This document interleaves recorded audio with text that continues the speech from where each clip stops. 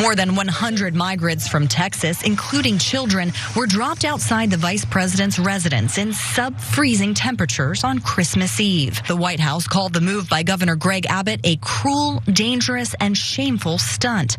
A spokesperson for the governor called the administration hypocrites, whose immigration policies have overwhelmed Texas border towns. That's right. As Americans were traveling for Christmas or spending time with family for Christmas, allegedly, Texas Governor Greg Abbott sent 3 buses full of migrants to the home of Kamala Harris with absolutely no notification. So these individuals could at least be greeted or get some help once they get to the destination they were sent to. Now, an initial 2 busloads were taken to local shelters, according to a Biden administration official. More buses arrived outside the vice president's residence later Saturday evening. So this is during Christmas Eve. A CNN team saw migrants being dropped off, with some migrants wearing only t-shirts in the freezing weather. So the Biden administration has decided to go after Texas Governor Greg Abbott by claiming that he has essentially just left kids out in the cold, left them to fend for themselves. Luckily, there were some humanitarian groups who showed up to assist them and help them out. Now, there's another massive update here, because the huge flow of asylum seekers at the southern border is really the result of us avoiding dealing with asylum seekers during the coronavirus pandemic. The Trump administration had implemented something, a public health order known as Section 42. And really what it did was allow for us to just expel asylum seekers at the border immediately without hearing any of their claims. Well, those people still exist. They're gonna still try to come into the country, either through illegal means, or they're going to wait until the Title 42 order is lifted. Once it became clear that it was going to expire, that's when you have this massive flow of migrants coming to the border looking for help, looking to seek asylum.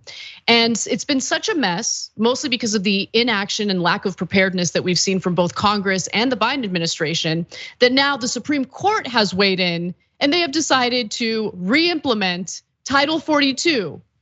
Because there are 19 states, mostly Republican states, that have demanded for this to happen. And let's also keep in mind that these are also the same politicians who said that the coronavirus pandemic was over like 2 weeks after it was declared a pandemic.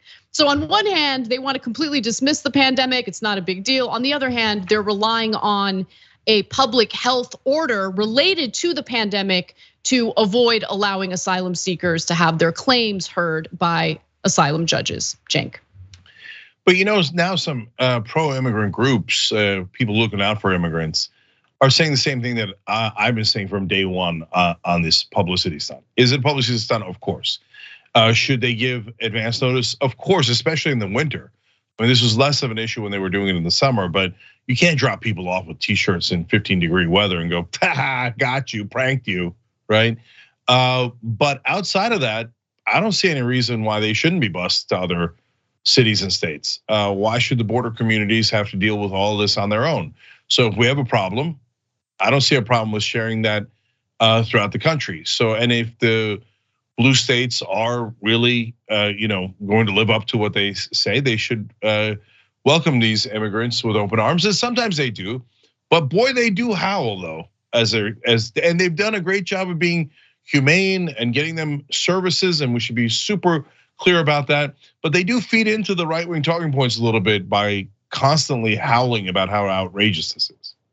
No, I mean, you do have a good point there. Look, I agree in that it shouldn't just be up to border towns or border states to deal with the influx of migrants seeking asylum.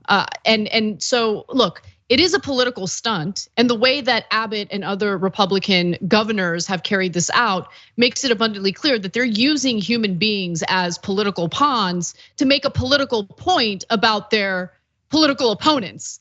And I have a huge problem with that, because the way they're carrying this out is insanely cruel and is hurting individuals who have already gone through a dangerous and oftentimes incredibly violent trek to the border seeking safety, okay? At the same time though, No, Cenk, this touches on something that I've had a problem with the Democratic Party for a long time, right? They love the rhetoric. They do. They love to weaponize identity for their own political benefit, for their campaigning. In this case, the identity I'm talking about are asylum seekers or migrants. But when push comes to shove, do they actually do anything? Do they? I mean, it's real easy to say, we are a sanctuary state when you're not concerned about migrants flowing into your state, right? So you got to actually do what you say you're gonna do.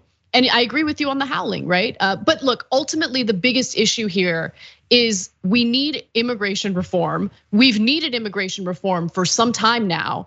And the fact that Congress has failed over and over and over again in delivering that says something about how ineffective our politicians have become. And the fact that the Biden administration knew that Title 42 was eventually gonna expire and is still caught flat-footed on this issue says a lot about the administration as well, in my opinion. Yeah, well, last couple of things here on the politics of it.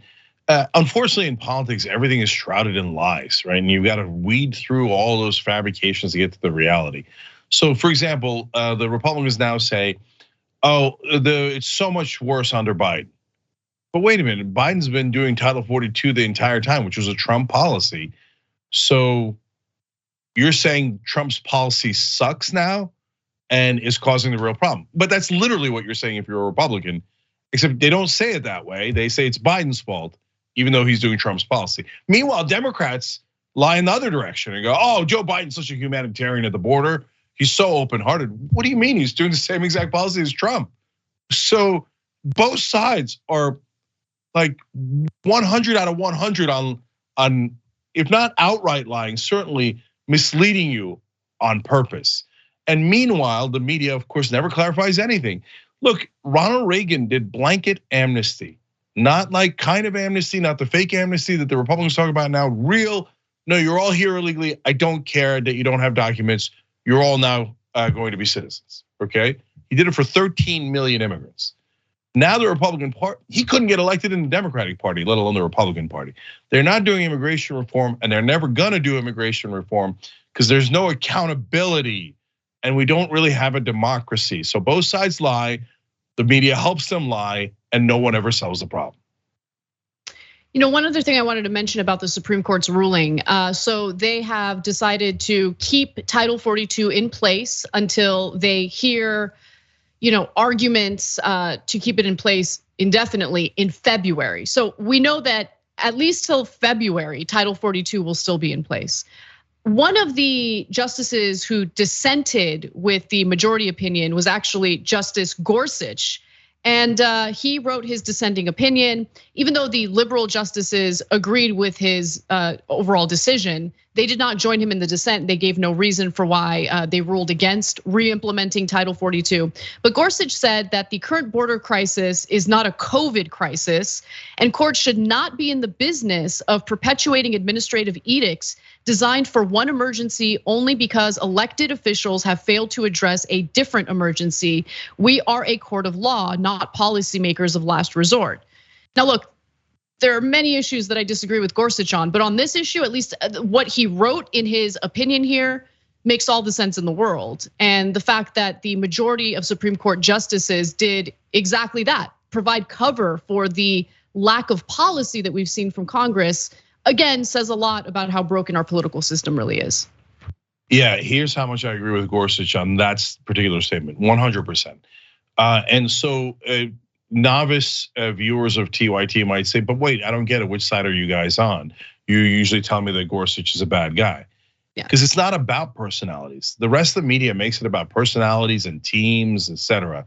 No, Gorsuch is wrong on, and we show you factually why he's wrong in the overwhelming majority of the cases. But when he's right, why would we disagree with him? Just because he's on the other team or the other side? No, he's definitely right about this issue. Title 42 no longer has anything to do with COVID, and pretending that it does is yet another lie.